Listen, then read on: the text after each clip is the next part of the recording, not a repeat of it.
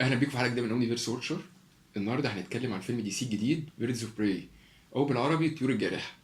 الفيلم ده هيبقى تامن فيلم في عالم دي سي السينمائي اللي هو دي سي اي يو او الدي سي اكستندد يونيفرس. المفروض فكره الفيلم ان باتمان ساب جوثام، ودلوقتي المدينه مليانه مجرمين بيعيشوا فيها الفساد. هارلي كوين سابت الجوكر وبعد كده انضمت في رحله بحث مع هانترس وبلاك كاناري وريني مونتويا على كاساندرا كين اللي المفروض خاطفها، اللي هو الكرايم لورد او زعيم الجريمه في جوثام اللي هو بلاك ماسك. فكرة الفيلم جت للممثلة اللي هي مارجوت روبي سنة 2015. اتوافق على الفكرة دي سنة 2016، وبالفعل هي دخلت كمنتجة في الفيلم، واتعرض واتعلن ان هو الفيلم ده هيتعرض يوم 7 فبراير 2020، وهيبقى عنيف ودموي وفيه شتايم وحاجات زي كده. مش معروف بالظبط هو جاريد ليتو هيظهر ولا لا، بس هو الاكيد ان جوكر هيبقى موجود. جاريد ليتو مرتبط باعمال تانية فنية، بس لو ما خلصش هيجيبوا له دوبلير. المفروض الفيلم معتمد على قصة بالكوميكس بنفس الاسم اللي هي بيردز اوف براي، دي ظهرت لأول مرة سنة 96 لما بلاك كاناري قابلت اللي هو المفروض باربرا جوردون اللي هي كانت بات جيرل، بس بعد ما اتشلت على ايد الجوكر في قصة ذا كيلينج جوك بقيت هي دلوقتي حاجة اسمها اوراكل. هي اتقابلت وكونوا مع بعض بيردز اوف براي. اصل التسميه دي ان هي واحده كناري والتانيه خفاش، فكده طيور جارحه وبتاع. انا مش عارف بالظبط ايه الجارح في الكناري، بس ما علينا. الفريق ابتدى يتغير وحجمه بيكبر مع الوقت. انضم له ناس كتير واعضاء شرفيه، ابرزهم نايت وينج وهوكاندوف وبلو بيتل. وكان هوك بالفعل كان اول راجل يخش الفريق ده سنه 2016 بعد احداث قصه ريبيرس. الفريق دلوقتي بيتكون من بلاك كاناري وهانترس وبات جيرل. ايوه، باربرا جوردون بعد الفلاش بوينت استردت قدرتها تاني على المشي واخدت العباءه القديمه بتاعتها كبات جيرل تاني. احنا دلوقتي هنتكلم عن السبع شخصيات الرئيسيه اللي موجودين في الفيلم. اول واحده هارلي كوين، دكتور هارلين كوينزل. احنا عارفينها كانت دكتوره نفسيه راحت اركام اسايلم، كانت المريض بتاعها هو الجوكر، حبته واتجننت. المفروض ان هي مكونه مع كات وومن ومع بويزن ايفي فرقه اسمها جوسم سيتي سايرنز، وهي انضمت لسويسايد سكواد وكانت بتصنف كفيلن لغايه النيو 52، وبعد كده بقت تتصنف انها انتي هيرو.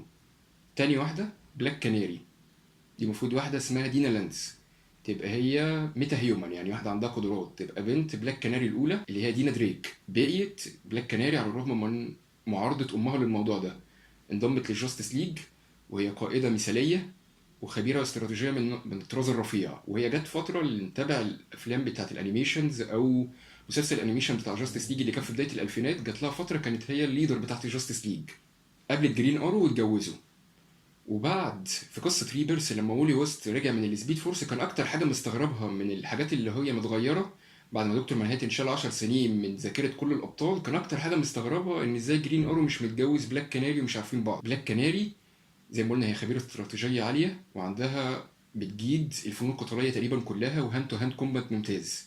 عندها قدرة عشان هي ميتا هيومن اسمها كاناري كراي، دي المفروض لما تيجي تصرخ بتطلع سونيك ويفز مدمرة بتدمر الأشياء العضوية أو الغير عضوية على مدى واسع. وبالفعل في قصة انجاستس استخدمت كاناري كراي ده إنها تأذي سوبرمان جامد جدا وخلته ينزل دم. بس هي مؤمنة إنها تعرف تستفيد من قدراتها القتالية ومن عقلها أكتر ما هي تستخدم كناري كروي. كناري كروي ده ممكن نعتبره إن هو آخر وسيلة. تالت حد هانترس اللي هي اسمها هيلنا بيرتينيلي. لازم نفرق بينها وما بين هانترس بتاعة إرث 2 اللي هي هيلينا وين، دي بنت بروس وين باتمان، وسيلينا كايل اللي هي كات وومن دي واحدة تانية. هيلنا دي اللي احنا عارفينها من الإرث دي المفروض إنها بنت عائلة من كبار العائلات الإجرامية في المافيا. تم الاعتداء عليها عندها 8 سنين، أبوها وأمها ودوها مدرسة داخلية، جابوا لها بودي جارد ابتدى يعلمها الفنون القتالية. بعدين وهي في المدرسة دي جالها خبر إن أبوها وأمها ماتوا عند سن ال 19. لفت العالم اتعلمت فنون قتالية جديدة، وبعدين قررت ترجع تاني جوثام للانتقام وأخدت هوية هانترس. عنيفة جدا وباتمان على طول بيتعارض معاها. في قصة كده كانت جوثام ضربتها زلزال، واللي هي اتصنفت انها مكان ما ينفعش حد يعيش فيه، المجرمين كتروا فيها جدا. شافت ان المجرمين بيخافوا من هوية بات جيرل اكتر ما هم بيخافوا من هوية هانترس، فهي اخدت العباءة بتاعت بات جيرل، وطول ما كانت مع باربرا كانت مشلولة. اختلفت مع باتمان عشان هي مش بتطيع اوامره، راحت قالت له خد يا عم عباءة بات جيرل، هو انا مش عايز اشتغل معاك. انضمت للجاستس ليج واثبتت نفسها وكفاءتها، وفي ناس كتير من الابطال كانوا بيحبوا وجودها زي سوبرمان. بس تم اجبارها على الاستقالة بواسطة مين؟ خمن كده بواسطة باتمان فعلا، مش سايبها في حالها. رابع واحدة كاساندرا كين. دي المفروض اللي هي الشخصية اللي في الفيلم اللي هي هتتخطف على ايد بلاك ماسك. كاساندرا كين دي تبقى بنت اكتر اتنين سفاحين في العالم، اللي هو ديفيد كين وليدي شيفا. كانت متربية من وهي صغيرة انها تبقى هي دي الالتيميت اساسا ممكن يتعمل، احسن قاتل مأجور ممكن تجيبه. منعوها من الاختلاط مع الناس، ما كانتش بتتكلم مع اي حد، فطلع عندها المهارات التواصل الاجتماعية معدومة، ما بتتكلمش، بتتعامل بلغة الإشارة، أمية مش بتقرأ ولا تكتب. بس هي سفاحة فعلا. حاولت تغير من نفسها، انضمت لباتمان وخلاها بات جيرل. واضح ان اي واحدة بتيجي طول ما هو باربرا مشلولة كان باتمان بيخليها بات جيرل. كان مقتنع بيها وقدراتها وانها عايزة تغير من نفسها. وبالفعل هي مرة كانت هتضحي بنفسها، وقفت في طريق رصاص اخدته في جسمها عشان تنقذ واحد تاني. خامس واحدة ريني مونتويا. دي كانت ضابطة شرطة في جوثام، اترقت ربنا كرمها بقت ديتكتيف او محقق، على طول بتتعامل مع باتمان. وهي دي تعتبر زي اللي هو المصدر بتاعه في الشرطة بالإضافة للمحقق جوردون. تعتبر رقم 87 في أهم الشخصيات الكوميكس في التاريخ، سواء كانت فيلنز أو سوبر هيروز. وجودها دلوقتي بقى مطلوب في عالم دي سي السينمائي لأنها بتنتمي للمجتمع ال جي بي تي، ولازم دي سي وارنر براذرز يبينوا اللي هم متقبلين الاختلافات وان هم بيشجعوا كل حد ان هو يبقى الهوية اللي هو عايزها. هي رينيه بتنتمي للمجتمع ده، فهي هتبقى أول حد في مجتمع مارفل وفي دي سي تقدم سينمائيا. عندها هوية تانية بتبسطها اسمها ذا كويتشن.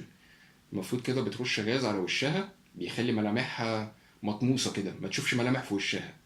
لون شعرها بيتغير ولبسها بيتغير. الشخصية السادسة المهمة اللي في الفيلم فيكتور زوس. ده واحد كان عنده 25 سنة، أهله ماتوا في حادثة. بعد كده بقى اتجه للقمار والحاجات دي، ضيع فلوسه كلها، حياته بقت بائسة، قرر ينتحر. قبل ما ينط وينتحر لقى واحد كان لسه معدي من جنبه، كان عايز منه صدقة وهو ما ادالهوش، جاي عليه بسكينة عايز يموته. برد فعل تلقائي اخد منه السكينة، وبعدين كده راح غزه وقتله. ساعتها ابتدى يجي فيكتور أفكار جديدة عن عدم أهمية الحياة وعبثيتها، وعدم وجود معنى كافي إنك تعيش من أجله. ابتدى يشوف إن هو لما يجي يموت الناس بعد كده هو كده بيديهم، يعني بيديهم وسيلة راحة. ابتدى يموت في الناس، كل ما يجي يشوف أي حد يقوم يقعد يموت فيه، وهو على جسمه فيه علامات عن كل واحد هو قتله. مش حاسس بالندم خالص. اتصنف ان هو مجنون، ودوه اركم اسايلم. سبع واحد اللي هو المفروض الشرير بتاع الفيلم اللي هو بلاك ماسك. ده واحد قصة حياته في الأول كده برضه واحد غني ابن ناس، اتولد في بقه معلقة ذهب زيه زي بروس وين. بس حصلت له حاجات غريبة كده، يعني هو أول لما اتولد وقع من إيد الممرضة على الأرض. في حاجة تانية حصلت له، إن في راكون عضه من صوابعه واتصاب بالكهرباء من عن طريق برق. حاجات غريبة كده مش عارفين بالظبط هي ازاي ساهمت إن هي خلت شخصيته مختلفة. بس في الأوريجين ستوري بتاعته الكلام ده كان مهم. المفروض لما كبر ابتدى يخش في أعمال العائلة. حب واحدة شغالة معاه في الشركة، اللي أبوه وأمه رفضوا. راح كان حله بسيط جدا ان هو ولع في القصر بتاعهم وهو من جوه. ما اتثبتتش عليه الجريمه، وورث ثورتهم كلهم. وهو دخل قبل كده شريك مع بروس وين في كذا حاجه. قبل كده كانت شركته كانت هتخسر، بروس وين وشركته دعمتها مقابل ان هو يتنازل عن رئاسته للشركه، اللي هو مش هيعرفوا يمولوا الشركه والمجنون ده ماسكها. بعد كده فكر انا ليه ما نخشش لعالم الجريمه. دخل الاندر جراوند كوميونتي او عالم الجريمه بهويه اسمها بلاك ماسك، حط قناع اسود على وشه. واثبت بقى الحاجات اللي هو كان مخبيها طول عمره. هو شخص سادي جدا، عنيف، سيكوباتي، بيعرف يستخلص الحقيقة من الناس وبيحب يعذب فيهم. وهو خبير في الأسلحة القتالية وفي السيوف، وعرف يسد كتير جدا قدام باتمان وكات وومن. بس كده دي كانت الشخصيات الرئيسية اللي في الفيلم، اللي هم السبع شخصيات اللي محور الأحداث كله هيبقى ماشي عليهم. خمس بنات أبطال واتنين رجالة أشرار. أنا أتوقع الفيلم إن شاء الله هيبقى كويس. مستوى أفلام دي سي ابتدى يرتفع بعد شازام وأقوى من. ممكن نشوف امل ان نلاقي دي سي تاني رجعت تنافس. كلنا بنأمل كده، سواء كنا دي سي بويز او مارفل بويز وات ايفر، بس هو عندنا امل ان دي سي تتحسن. بس كده احنا الحلقه الجايه هنتكلم عن حاجه جديده. لغايه الحلقه الجايه ما تنساش تعمل لايك وشير، ولو انت مش عامل سبسكرايب اعمل.